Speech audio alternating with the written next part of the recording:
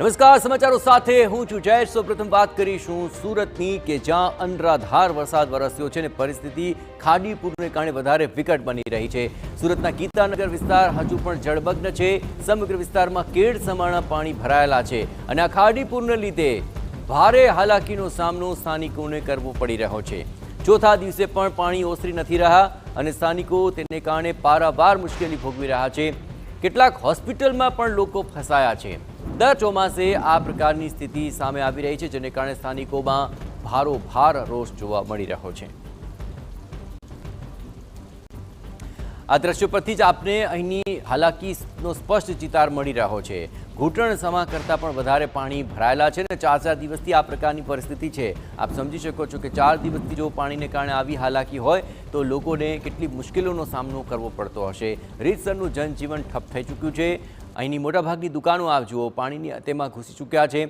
રહેણાંક વિસ્તારોની અંદર બોટ ચલાવવી પડે તેવી ફરજ પડી રહી છે।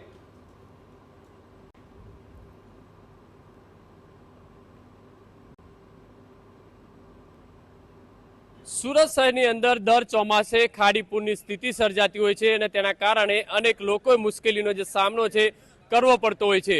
કારણ કે સુરત મહાનગરપાલિકા અને તંત્રની જે બેદરકારીના કારણે ખાડીપૂર જે આવતું હોય છે।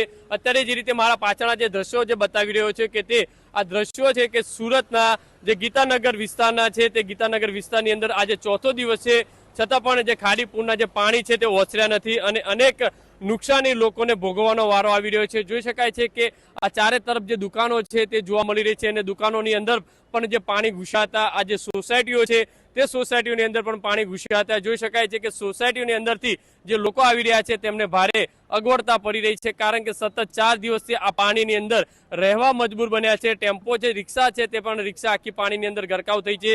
લોકોને ભારે મુશ્કેલી જે સતત જે સામનો છે તે કરવો પડી રહ્યો છે। જોઈ શકાય છે જે સામે જે જનરલ હોસ્પિટલ પણ આવેલી છે, હોસ્પિટલમાં પણ લોકો ક્યાંક ફસાયા હોવાની સ્થિતિ છે તે જોવા મળી રહી છે, કારણ કે નીચે કમર સુધીના જે પાણી ભરાયા છે અને તેના કારણે અનેક મુશ્કેલી જે છે તે વેઠવાનો વારો આવ્યો છે। કારણ કે સુરતની અંદર દર ચોમાસાની અંદર જે ખાડીપૂરની સ્થિતિ છે તે સર્જાતી હોય છે। જોઈ શકાય છે ગીતાનગરની બાજુમાં આવેલી ગ્રેસ જનરલ હોસ્પિટલ છે તે હોસ્પિટલની અંદર ઉપર જે લોકો છે તે જોવા મળી રહ્યા છે। હોસ્પિટલ પણ ક્યાંક ને ક્યાંક બંધ કરવામાં આવી છે।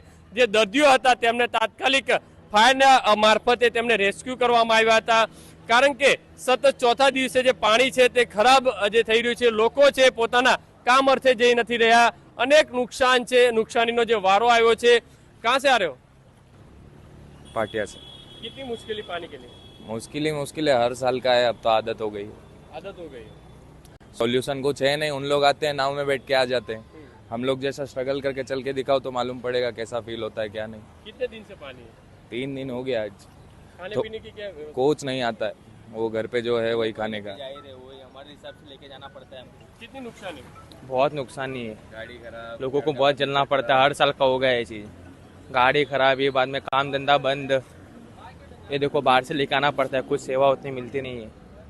घर में कितना नुकसान हुआ है? घर में तो जैसे कि लाइट पानी कुछ ही नहीं, सब बंद है। जैसे ही पानी आता है वैसे। रातों रात तो अचानक बाढ़ आ जाती है तो शिफ्ट कर नहीं सकते, तो वो तो सब खराब होगा, सोफा वोफा सब गया। अब वो हर साल का हमको आदत ही हो गया है इसका। देखो आते हैं एमएलए आते हैं, कॉर्पोरेटर आते हैं, उन लोग नाव में बैठ के आ जाते हैं, हाय हाय हाय हाय करके चले जाते हैं। हम लोग जैसे पानी में चल रहे हैं वैसा आप चल के आओ तो हमको समझ आए कि आपको हमारी तकलीफ महसूस होती है। अभी उन लोग तो यहाँ रहते नहीं है तो उनको इसका सॉल्यूशन करना नहीं। अभी वो जहाँ रहते होते वहाँ ऐसी दिक्कत होती तो अभी तक सोल्यूशन कब का आ गया होता।